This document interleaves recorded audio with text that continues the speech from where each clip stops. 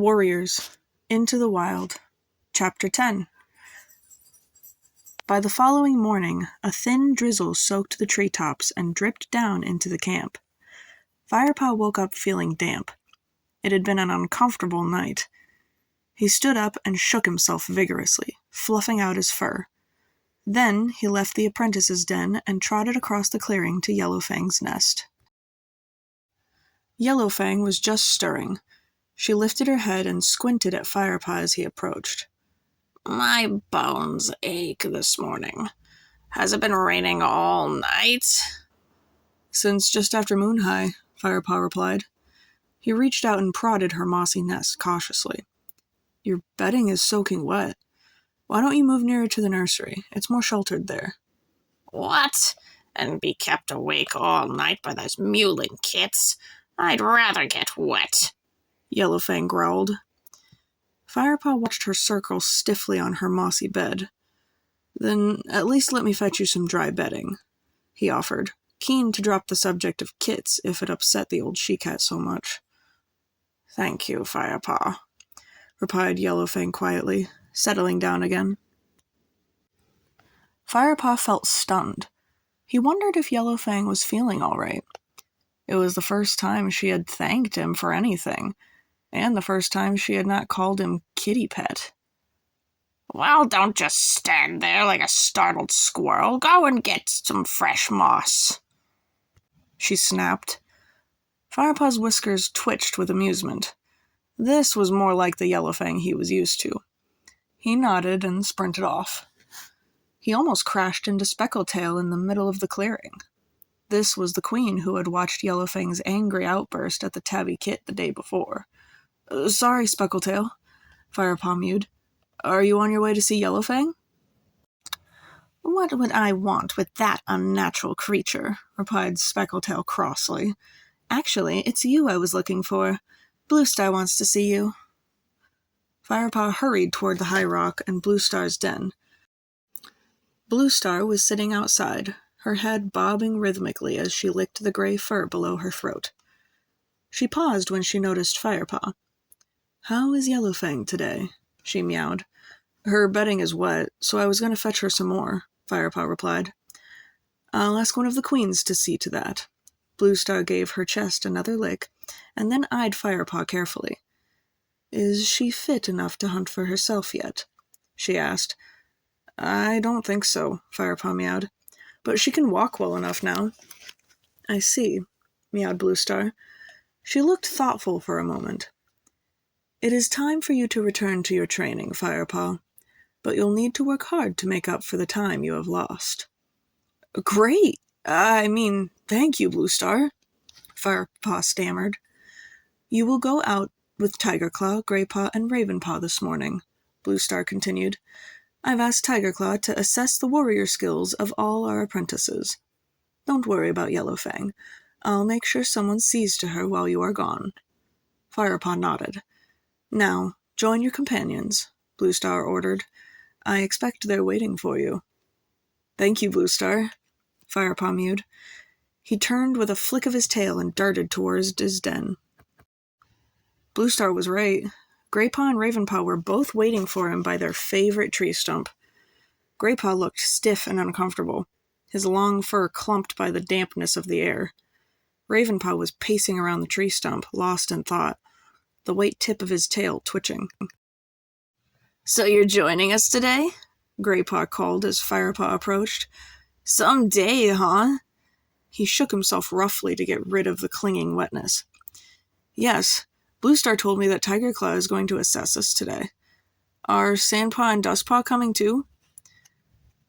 White Storm and Darkstripe took them out on warrior patrol. I suppose Tigerclaw is going to look at them later, Graypaw answered. Come on, we should get going, urged Ravenpaw. He stopped pacing and now hovered beside them anxiously. Fine by me, mewed Graypaw. Hopefully some exercise will warm me up a bit. The three cats trotted through the gorse track and out of the camp. They hurried to the sandy hollow. Tigerclaw had not arrived, so they hung around in the shelter of a pine tree, their fur fluffed up against the chill. Are you worried about the assessment? Firepaw asked Ravenpaw, as the young cat padded backward and forward with quick, nervous paw steps. There's no need to be. You're Tiger Claw's apprentice, after all. When he reports back to Blue Star, he's going to want to tell her how good you are. You can never tell with Tiger Claw, mewed Ravenpaw, still pacing. Oh, for goodness sake, sit down, Graypaw grumbled. At this rate, you'll be worn out before we begin. By the time Tiger Claw arrived, the sky had changed. The clouds looked less like thick gray fur and more like the soft white balls of down that queens used to line the nests of their newborns. Blue skies couldn't be far behind, but the breeze that brought the softer clouds carried a fresh chill. Tiger Claw greeted them briskly and launched straight into the exercise details. Lionheart and I have spent the last few weeks trying to teach you how to hunt decently, he meowed. Today, you'll have a chance to show me just how much you've learned. Each of you will take a different route and hunt as much prey as possible, and whatever you catch will be added to the supplies in the camp. The three apprentices looked at one another, nervous and excited. Firepaw felt his heart begin to beat faster as the prospect of a challenge. Ravenpaw, you will follow the trail beyond the gray sycamore as far as the snake rocks. That should be easy enough for your pitiful skills. You, Graypaw, Tiger Claw continued, will take the route along the stream as far as the Thunderpath. Great, mewed Graypaw. Wet paws for me.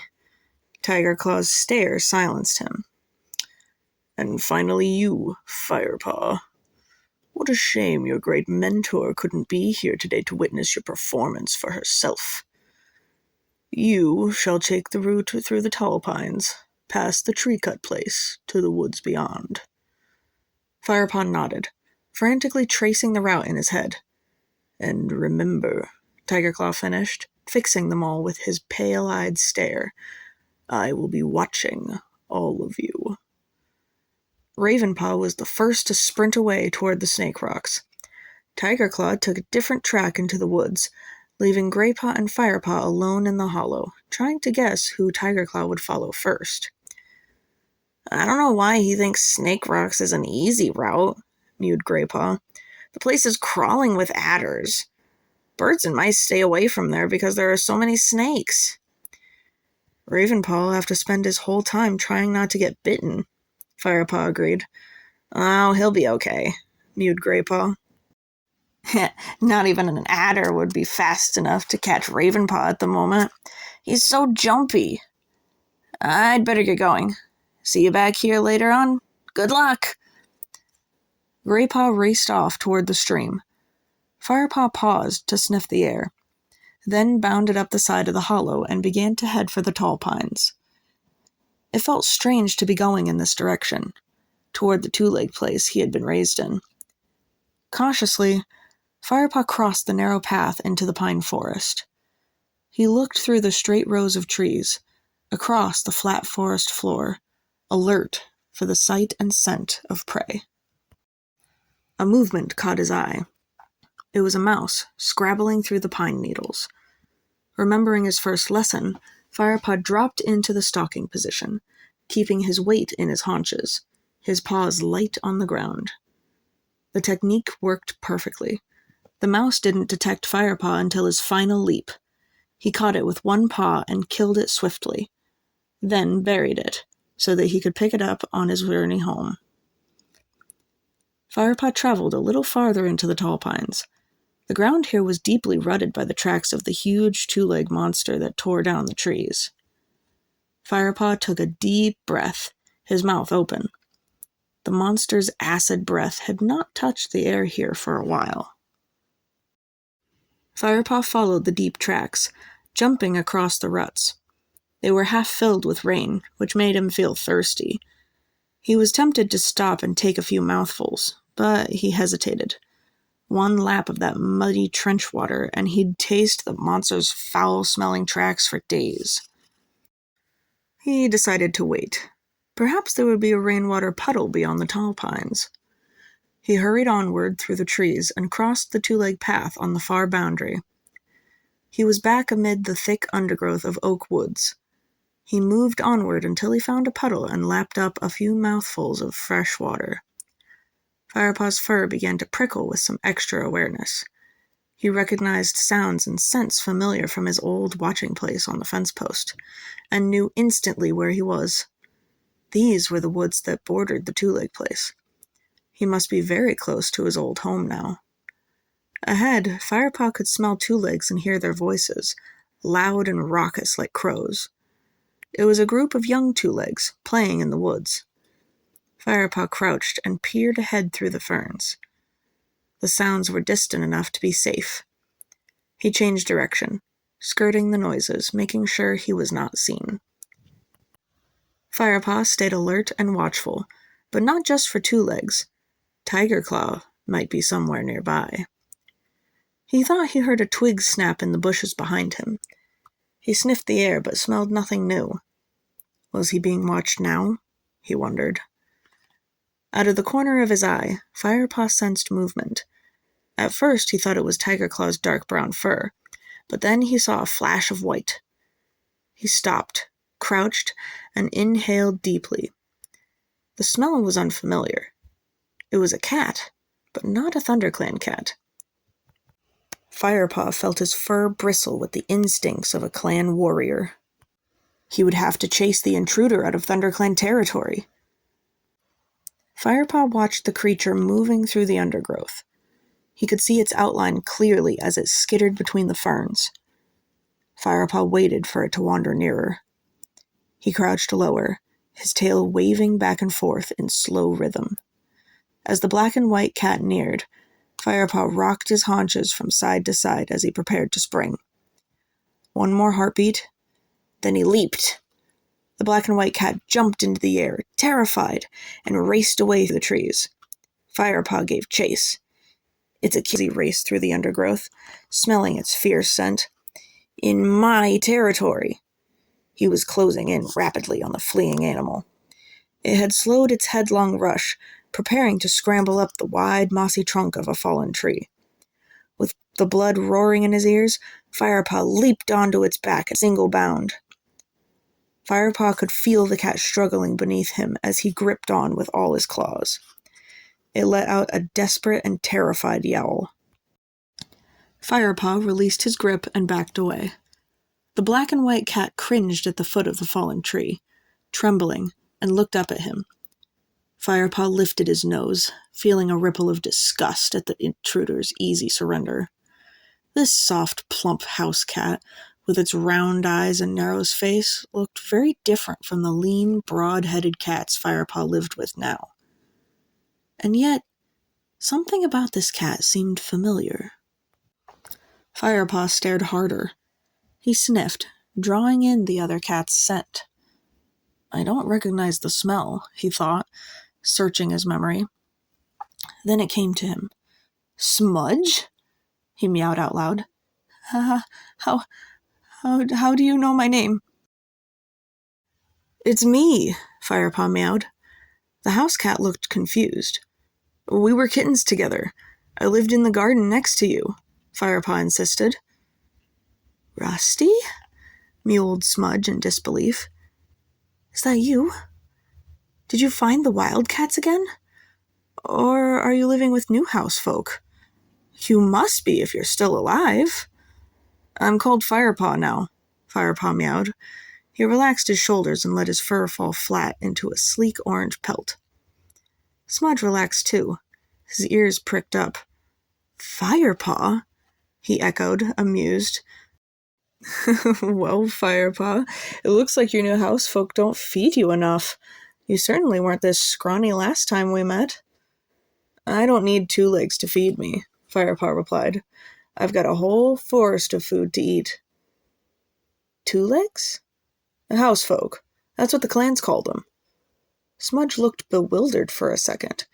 Then his expression changed to one of complete astonishment. You mean you're really living with the wildcats? Yes, Firepaw paused. You know, you smell different. Unfamiliar. Unfamiliar? Smudge echoed. He sniffed. I suppose you're used to the smell of those wildcats now. Firepaw shook his head, as if to clear his mind. But we were kittens together. I should know your smell like I'd know the smell of my birth mother. Then Firepaw remembered Smudge had passed 6 moons. No wonder he looked so soft and fat, and smelled so strange. You've been to the cutter, he gasped. I mean the vet. Smudge shrugged his plump black shoulders. So? He mewed. Firepaw was speechless, so Bluestar was right. Come on, then. What's it like living wild? Smudge demanded. Is it as good as you thought it'd be? Firepaw thought for a moment. About last night, sleeping in a damp den. He thought about moss bile and clearing away Yellowfang's dirt, and trying to please both Lionheart and Tigerclaw at once during training. He remembered the teasing he suffered about his kitty pet blood. Then he remembered the thrill of his first catch, of charging through the forest in pursuit of a squirrel, and of warm evenings beneath the stars, sharing tongues with his friends. I know who I am now, he meowed simply. Smudge tipped his head to one side and stared at Firepaw, clearly confused. Well, I should be getting home, he mewed. Mealtime soon. Go carefully, Smudge. Firepaw leaned forward and gave his old friend an affectionate lick between the ears. Smudge nuzzled him in return. And stay alert. There may be another cat in the area who's not as fond of kitty pets. I mean, house cats, as I am. Smudge's ears flicked nervously at these words. He looked around cautiously and leaped up one of the trunks of the fallen trees. Goodbye, Rusty, he mewed. I'll tell everyone at home that you're okay. Bye, Smudge, meowed Firepaw. Enjoy your meal. He watched the white tip of Smudge's tail disappear over the edge of the tree. In the distance, he could hear the rattle of dried food being shaken, and a two-leg voice being called. Firepaw turned, his tail high, and started back toward his own home, sniffing the air as he went. I'll find a finch or two here, he decided, then I'll catch something else on the way back through the pines. He felt bursting with energy after meeting Smudge and realizing just how lucky he was to live in the clan.